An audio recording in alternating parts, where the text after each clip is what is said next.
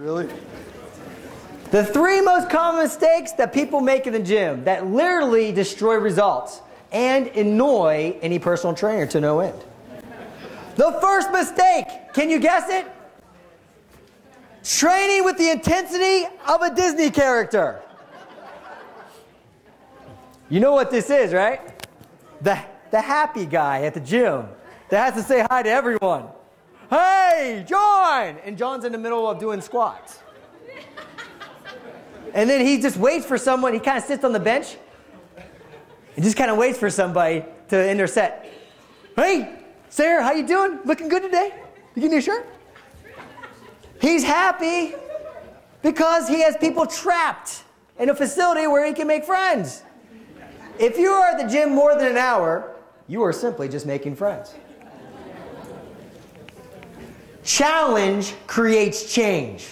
Only through putting our body through adversity will you create a stimulus for it to change. Your muscles expand by demand. Everyone with me.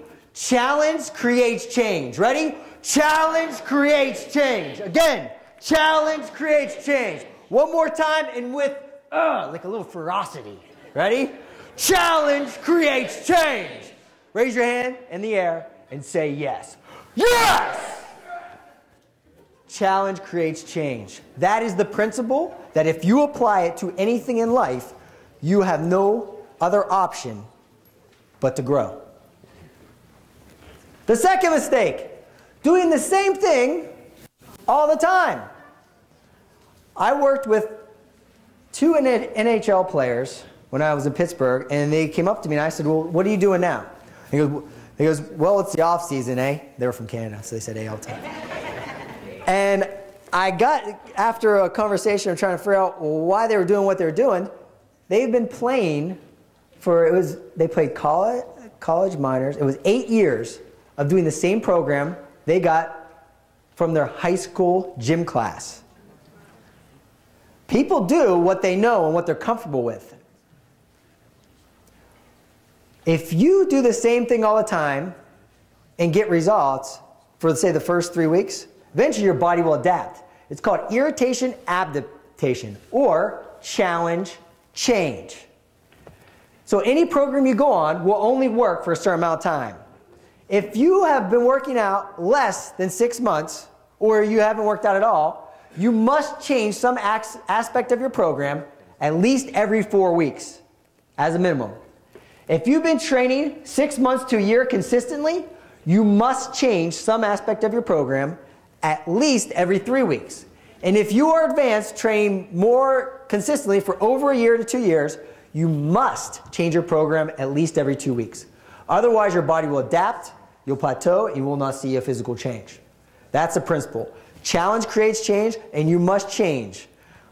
Psychologically, people, even if you can do a program for 4 weeks, sometimes you have a person, like as a trainer, we have clients that want to change more often just because they get bored.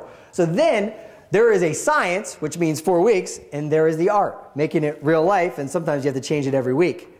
But you have to do it systematically. Not going to the grocery checkout stand and taking Muscle and Fitness and ripping out a program for someone and then just doing that. So there must be a plan behind it. And that is the third mistake, just showing up. Greg spoke about this eloquently, I must say. Because this is how I think of it. If you go into the gym without a plan, like you would never build a house without a blueprint, right? Just think about the type of house you would have if you just kind of winged it. There's not a house you probably want to go in. It probably won't be structurally balanced. You are more likely to find Aladdin's lamp under the stepper than you are to get in shape without having a plan. It's that simple.